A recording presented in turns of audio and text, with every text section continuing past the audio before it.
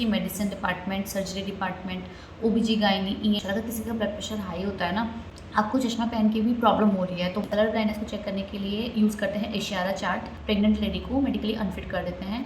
हाय everyone, welcome और welcome back to my channel. If you are new to my channel, hi my name is Kanchan. आप लोगों ने देख लिया होगा टाइटल से कि ये वीडियो किस बारे में होने वाली है। तो इस वीडियो में मैं आपको कंप्लीट मेडिकल एग्जामिनेशन की डिटेल्स देने वाली हूँ कि कैसे कैसे मेडिकल एग्जामिनेशन होता है नर्सिंग ऑफिसर की ज्वाइनिंग से पहले।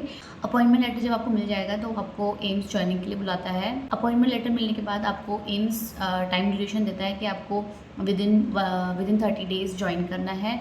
तो आप जब ज्वाइनिंग के लिए आते हैं तो आपके पास एक फॉर्म होता है, उसे बोलते हैं अटेस्टेशन फॉर्म। अटेस्टेशन जो फॉर्म होता है ये आपको ज्वाइनिंग के टाइम पे सबमिट करना पड़ता है।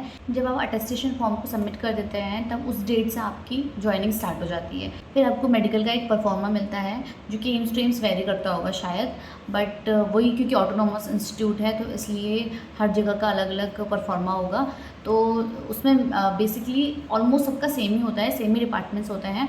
तो उस फॉर्म में आपको अपनी कुछ डिटेल्स फिलअप करनी होती है with one passport size photo, और अपनी फैमिली की डिटेल्स भरनी होती है। किसी के फादर मदर को हाइपरटेंशन है, डायबिटीज़ है या फिर कार्डियक इश्यूज़ है कुछ भी, तो वो सब फिलअप करना होता है। ये एक परफॉर्मा होता है जिसमें आपको डिफरेंट डिपार्टमेंट की डिटेल्स दी हुई रहती है। तो आपको उसी फॉर्म के अकॉर्डिंग हर डिपार्टमेंट में जाकर अपना मेडिकल करवाना होता है।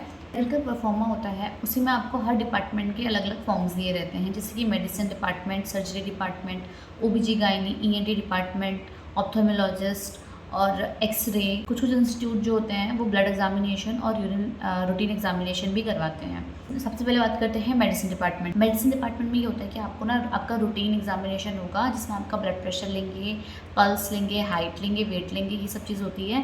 देन इसमें मेजरली चेक किया जाता है ब्लड प्रेशर। अगर किसी का ब्लड प्रेशर हाई होता है ना तो उसको क्या अगर कोई मेडिसिन ले रहा है इस चीज़ की तो वो तो मेडिसिन लेकर के ही जाए।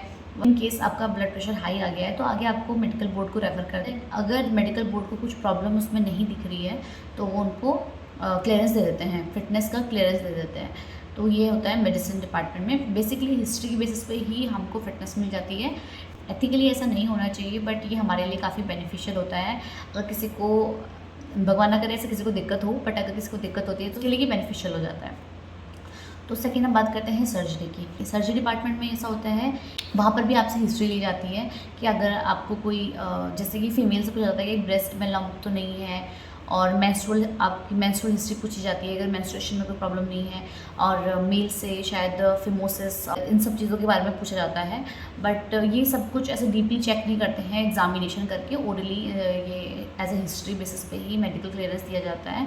सर्जरी और मेडिसिन डिपार्टमेंट से तो आपको हिस्ट्री से ही मेडिकल क्लियरेंस मिल जाता है।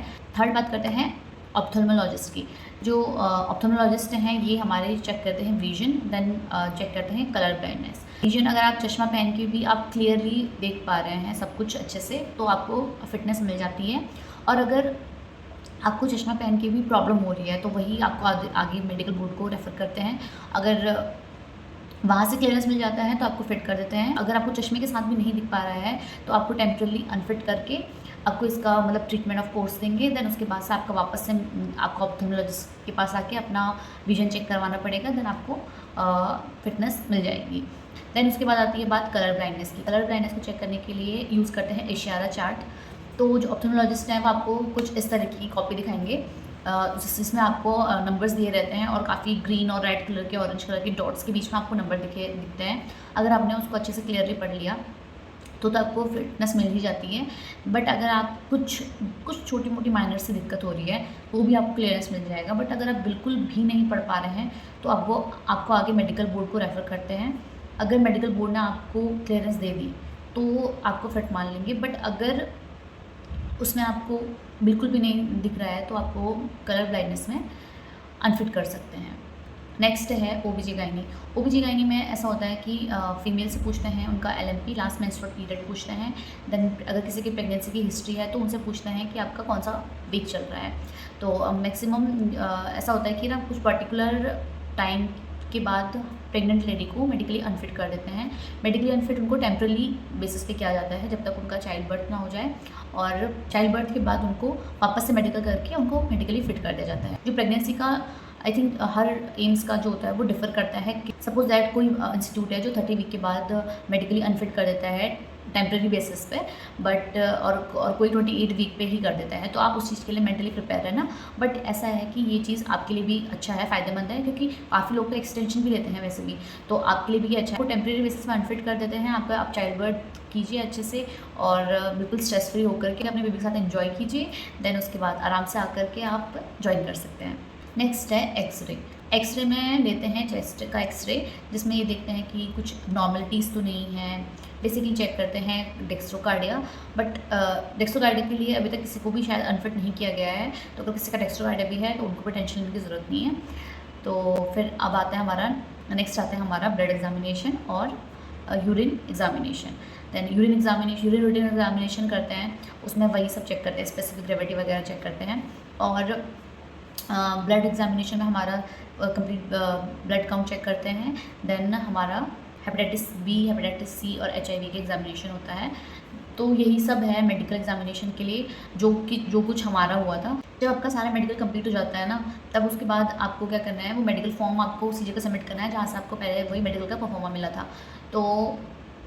तो बस आगे वो प्रोसेस करते हैं, जो डिपार्टमेंट वाले होते हैं वो आगे प्रोसेस करते हैं, मेडिकल बोर्ड को सेंड करते हैं, मेडिकल ऑफिसर को सेंड करते हैं उसकी वेरिफिकेशन के लिए और आगे जो क्लियरेंस के लिए कि ये हम फुल्ली मेडिकली फिट है।